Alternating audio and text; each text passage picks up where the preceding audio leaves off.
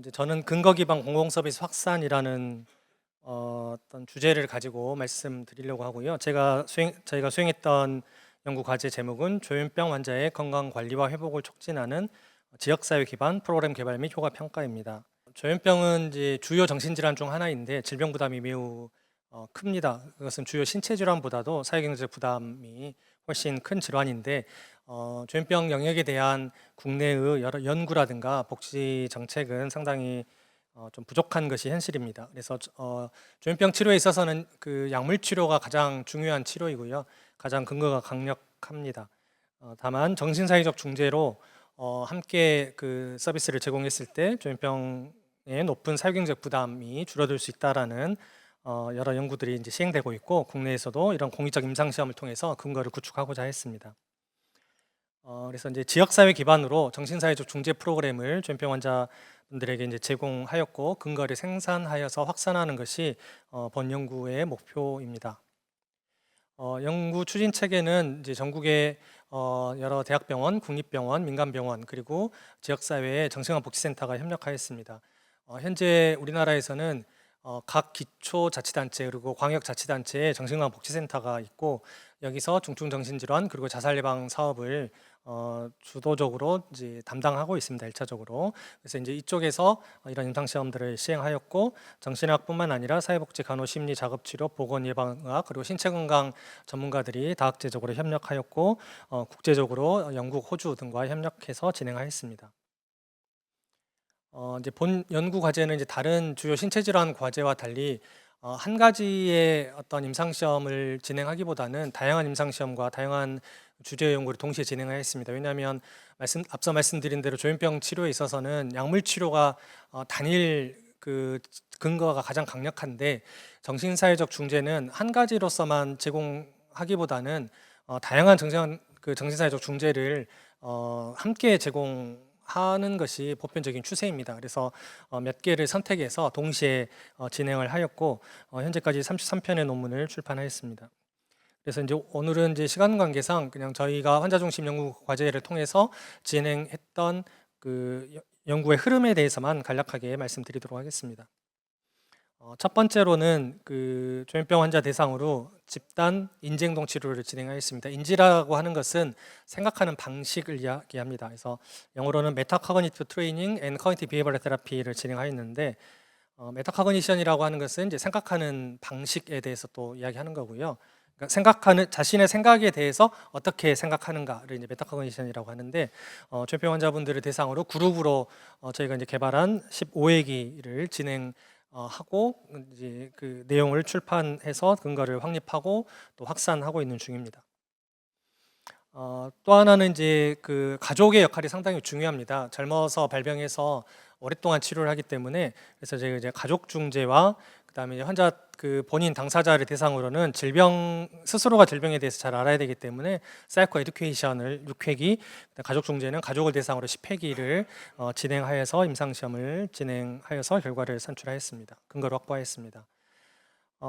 조현병 환자분들이 평균 수명이 짧은 것으로 나옵니다. 안타깝게도 이제 자살 사망도 조기에 있지만 심혈관계 질환으로 인한 사망이 일반인 대비 2배 이상 높습니다.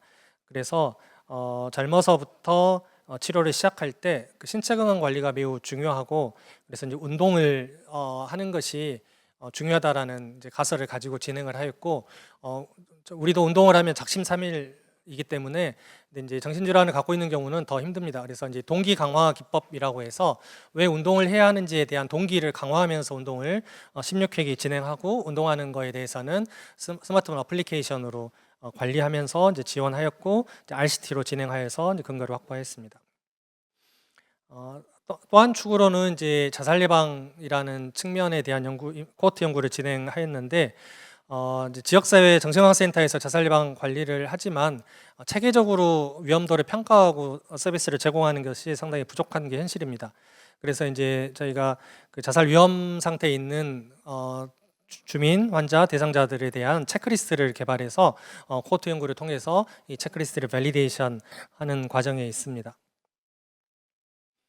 고유 성과로는 환자의 연구 참여가 있는데 지금 보시는 그림은 이제 조현병을 앓고 있는 환자분들이 이제 그린 그림입니다. 그래서 저희가 이제 정신사회적 중재가 보통 이렇게 그룹으로 진행하고 PPT 슬라이드를 보면서 이렇게 교육도 하고 하는데 그 교육의 사파들을 조현병 앓고 있는 환자분들이 여러 명이 참여해서 이렇게 그려줬습니다. 이제 제일 보시기 왼쪽 그림은 이제 대한의학회지에도 이제 출판을 했었는데 조현병 앓고 있는 친구가 젊은 20대 친구가 그려준 건데 이제 예를 들면 우울하다라든가 불면 잠이 안 오는 고통이라든가 C는 이제 관계사고 사람들이 이제 비웃는다라는 이런 생각을 할 때 임상가가 생각하지 못하는 내용들 본인이 겪는 입장에서 이걸 그려주니까 이럴 수 있겠다라는 것을 이렇게 잘 와닿게 해줘서 이런 부분들을 교육 자료로 활용하고 있고 각 센터에 이제 저희가 교육 매뉴얼을 만들어서 배포하고 있는데 여기 그림들도 우리 회원들이 그림을 그려주고 있습니다. 그래서 디자인 업체 따로 맡기지 않고 우리 회원들이 그린 그림으로 매뉴얼을 작성하고 있습니다. 그다음 이제 이어서 DB 연구를 후속 연구를 진행하면서는 환자 중심 1차 연구 때도 그랬지만 여러 공개된 데이터들을 분석해서 동시에 저희가 수행하고 있는 임상 연구 결과와 이렇게 맞춰보는 연구들을 했었는데 이제 보시는 그 연구는 우리나라 자살률의 변화가 3번의 이렇게 점프가 있었는데 3번의 점프가 보면 통계 방식 수집의 변화들이 그러니까 진단서 쓰는 방식이 바뀐다든가 경찰청과 통계청 통계 수립 방식을 일치시킨다든가 사망을 했을 때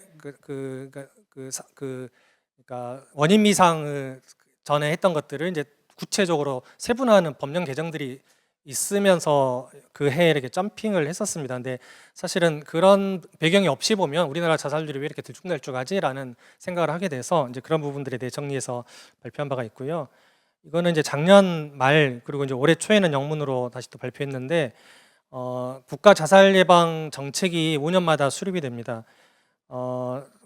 5차 자살 예방 기본계획 수립 당시에 우리나라 자살률을 30% 정도 감축시키겠다라는 2027년도까지 30% 감축시키겠다는 목표가 2022년도에 나왔었습니다. 정부에서 저희가 분석했을 때 시계열 분석상 우리나라 자살률은 완만하게 감소하고 있었는데 작년과 재작년 그리고 사실 올해도 초까지는 마찬가지인데 자살률이 현재 상승하고 있습니다. 그리고 근 10년 이내 최고의 자살률을 보이고 있습니다.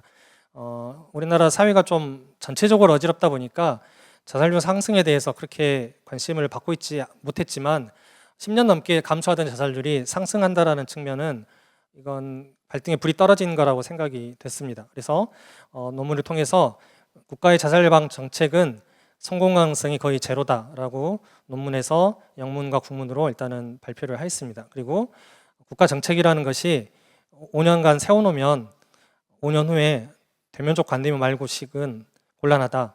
그래서 2027년도에 정말로 30% 감소를 목표로 한다면 그건 불가능해 보이고 적어도 플러스만 되지 않게 하기 위해서는 정책을 바꿔야 된다라는 측면으로 논문을 제출했습니다. 그리고 얼마나 이제 반영될지는 모르겠으나 계속 이런 논의가 필요하다는 생각이 들고요.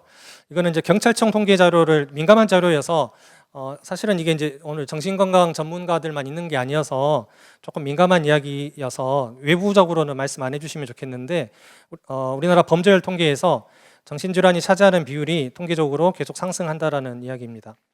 왜 그랬을까를 생각하면 이 논문의 제목에서 보면 Implication of the Institutionalization이라고 했습니다. 2017년도에 정신건강복지법이 개정이 됐고 정신건강의학과 입원이 인권의 측면에서 매우 까다로워졌습니다. 제도적으로. 그러면서 우리나라 정신과 병상은 계속 감소하고 있고 특히 종합병원이나 대학병원의 정신과 병상은 수지가 안 맞기 때문에 계속 줄어들고 있습니다. 그래서 병원에 입원하고 있는 환자들은 점점 줄어드는 상황이고 지역사회에 점점 많이 거주하고 있습니다. 이건 무척 바람직한 현상인데 그 바람직한 현상을 뒷받침할 만한 정신사회적 체계가 구축이 되어져야 합니다. 그렇지 않고 제도가 시행이 될 때는 꼭 그것이 원인이라고 단정할 수만 없을 수 있지만 어쨌거나 여러 사건 사고들은 증가하고 있다. 언론에서 보도가 많이 되고도 있지만 실제로 통계도 그렇다라고 하면 정신사회적 중재에 국가는 투자해야 된다라는 것을 주장했고 이런 주장을 할 수 있는 것은 환자중심연구사업단을 통해 가지고 이런 지역사회 관리라든가 정신사회적 중재에 대한 근거들을 이제 마련하고 있기 때문에 더 주장하기가 수월한 것 같습니다. 그리고 특히 이제 청년 정신건강에 대한 이슈도 최근에 많이 곽광을 받고 있는데 광주에서 처음 시작했던 마인드링크라는 청년 정신건강 모형이 전국으로 확대되고 있고 이것을 확대하는 데 있어서 환자중심 사업단을 통해서 그 프로그램들을 검증해가고 있고 그런 부분들을 논문으로 발표했습니다.